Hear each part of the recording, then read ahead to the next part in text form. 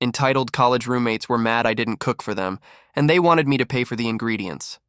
I refused, and they threw my stuff in the trash.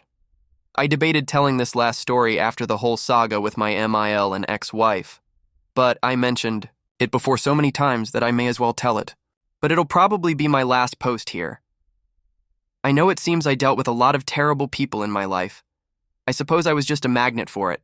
My terrible mother, my terrible ex-wife, my terrible ML, passed away before becoming ex-mil, bad. Coworker that gave out my phone number to my mother, and lastly, some bad roommates from my college days. But beyond all that, I haven't really dealt with much anyone else of note.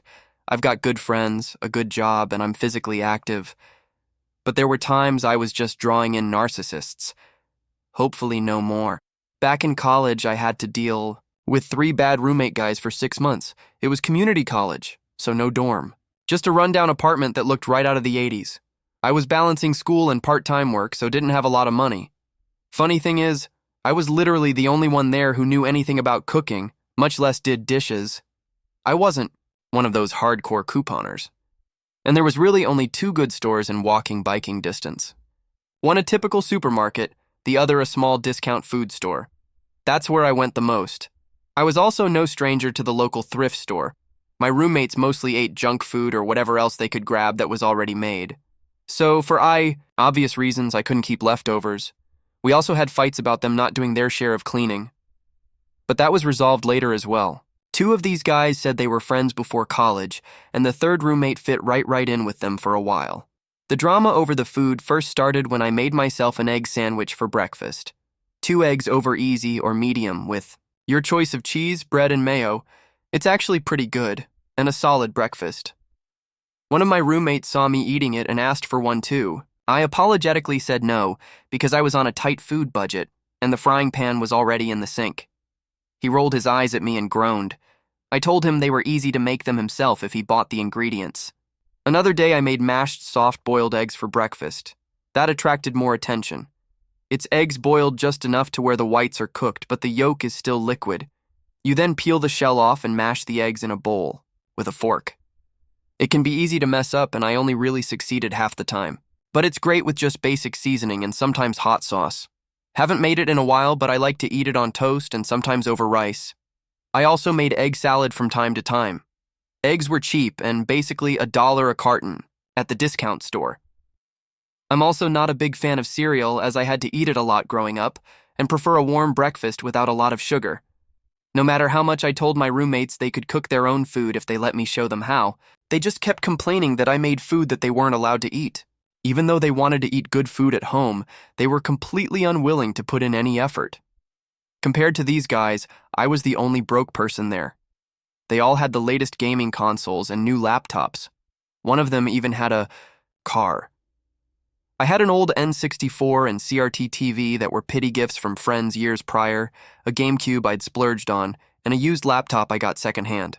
My roommates were near constantly gaming, watching YouTube, and being general couch potatoes when not in class. I think they thought I'd be a pushover at first, but I'm the kind of guy that seems chill till you push me one step too far.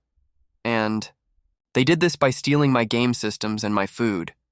Here's what happened. One evening I made something good for my dinner. Don't remember specifically what it was, but it might have been tilapia fillets. I ate those a lot, even made them into spicy fish burgers. My roommates all ganged up on me over how their dinners always sucked unless they ate out. Microwave food all around for them on many nights. And they wanted me to finally make something nice for everybody. I told my roommates that if they each kicked in $5, I'd make us all a nice spaghetti dinner the next day. They agreed. My biggest mistake was not collecting the money from them in advance. I went out and got some ground beef, a jar of sauce, a loaf of garlic bread, the noodles, and canned green beans for a side. I whipped up a great dinner. But when I wanted the money from each of them, they laughed at me and refused. They played what they did off as a joke. When I didn't accept that answer, they told me that they were sick of me flaunting my cooking around them and never sharing it. I gave them all the finger and told them I'd never cook for them again. And I stuck to that. They tried several more times and I always refused. They even offered to pay me again, but still refused to pay me for the first time, so I'm sure they would have just pulled the same stunt again. Money or no money, I had my pride, and I meant it when I said I'd never cook for them again.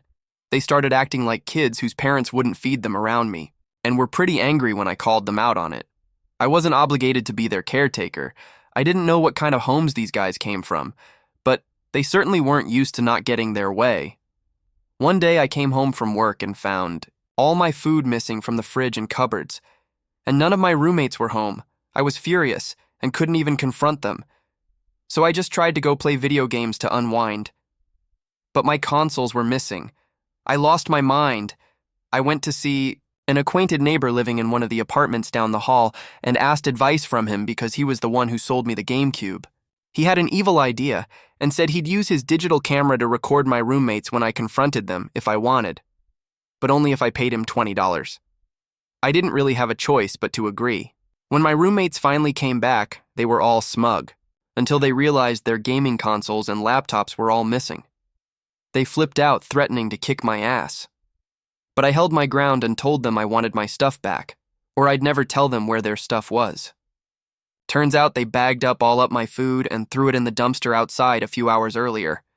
Then they hid my game systems and TVs somewhere in the building before taking off to a party.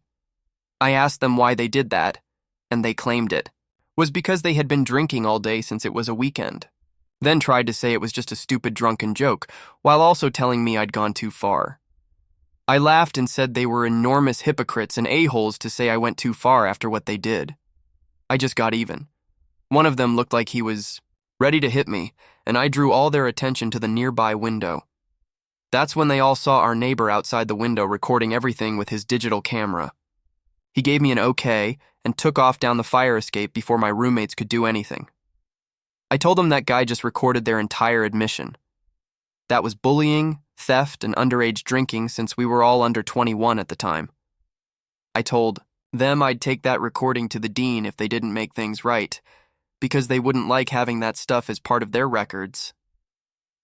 It was well known a couple of girls had been ousted from the college for roommate bullying the previous year, and drinking while underage is also a huge no-no. They all looked like the color had drained from their faces. I told them I wanted my stuff back now, and the cost of my food reimbursed.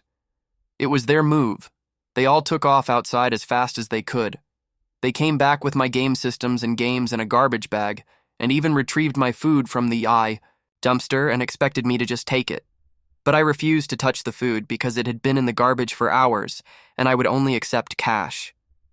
Additionally, they dropped my TV, and it was broken. So I wanted that replaced too. They all hemmed and hawed, but finally asked me what I wanted. I said I wanted a new TV and $60 cash from each of them. They asked why that specific number. I said $50 each to replace my food they tossed, $5 each for the spaghetti dinner that they'd reneged on paying for, and then what remained for having to pay a guy to wait for 2 hours outside our window in the cold to record them. They all got their wallets out and begrudgingly gave me the money.